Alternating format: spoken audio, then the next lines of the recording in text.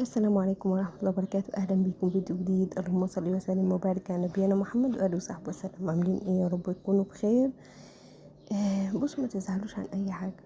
ما قدرتوش تجيبوا لبس عيد، ده مش لبس عيد، ده مش عيد للبس، عيد لحمة. في ناس بتجيب، ربنا يوسعها على الناس جميعا. لو معاكي طبعا هاتي وادخلوا السرور على بيتك وادخلوا السرور على نفسك. لو ما معاكيش خلاص. طب ما معيش حتى اجيب اللحمة، انت بتقولي عيد لحمة. ايه ده؟ ربنا يهديك.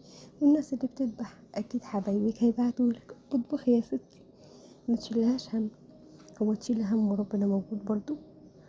انت عليك ايه يعني الحمد لله ان ربنا بلغنا العشرة من ذو الحجة. الحمد لله ان احنا بلغنا ايام عظام زي دول، ايام فعلا اعز من الذهب واغلى من الذهب واغلى من اي حاجة. ايام الدعوة بتبقى فيها مستجابة. ايام ان شاء الله السنه الجايه انا وانتوا ان شاء الله نكونوا من السعداء ونقدر نجيب كل حاجه في بيوتنا ان شاء الله باذن الله. الدعوه دي يعني كانوا الصحابه بيحوشوا فيها كل امنياتهم، وده يعني والصدقه يوم عرفه حتى لو بجنيه ب10 جنيه اللي انت يعني. اوعي تفوت اليوم ده من غير صدقه. واقعد ادعي ادعي ادعي ادعي ادعي. بصوا، بكره الحد ان شاء الله، احنا في الفجر دلوقتي، بكره الحد ان شاء الله.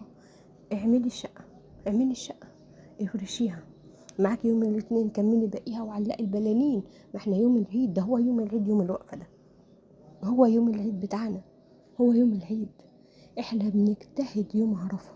خلوا التوضيب بالليل يا ستي، ما لحقتيش تخلصي ربنا يعينك، عندك اولاد بتشتغلي بتاع، بس يوم الثلاث اجازة.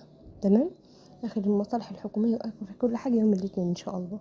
يبقى نخلص نخلص يوم الاثنين، نقعد نصبح كده ونخلص كل اللي ورانا عشان نستقبل يوم عرفة ونصحى السحور. ايا كان بقى اللي عندنا عشان ربنا موجود، ايا كان شوية فول شوية جبنة ايا كان هناكلوهم ونستعد للصيام. ومن بعد العصر كده ودعي الدنيا كلها، ودعي الدنيا كلها. ربنا هيديكي كل اللي انت عايزاه واكتر. ربنا هيسدد ما عليكي. لو انت مظلومة ربنا هينصرك. لو انت بتسددي حاجة اساسا انت مالكيش يد فيها بس ربنا هيعينك. ما تسكروش على بعض وهتتخانقوا بين ازواجكم. والله العظيم الشيطان بيدخل عشان يفسد فرحة العيد بينا. اوعى اوعى. تمام.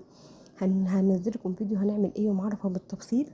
يا رب يجعلها ايام خير سعيدة علينا. يكتبنا ربنا من السعداء، يكتبنا ربنا من مستجيب الدعوات. يعني تقبل ربنا من صالح اعمالنا يا رب العالمين. ايا كان عندك حائط استغفر يا ستي، اقرا قرآن حتى لو صفحة واحدة.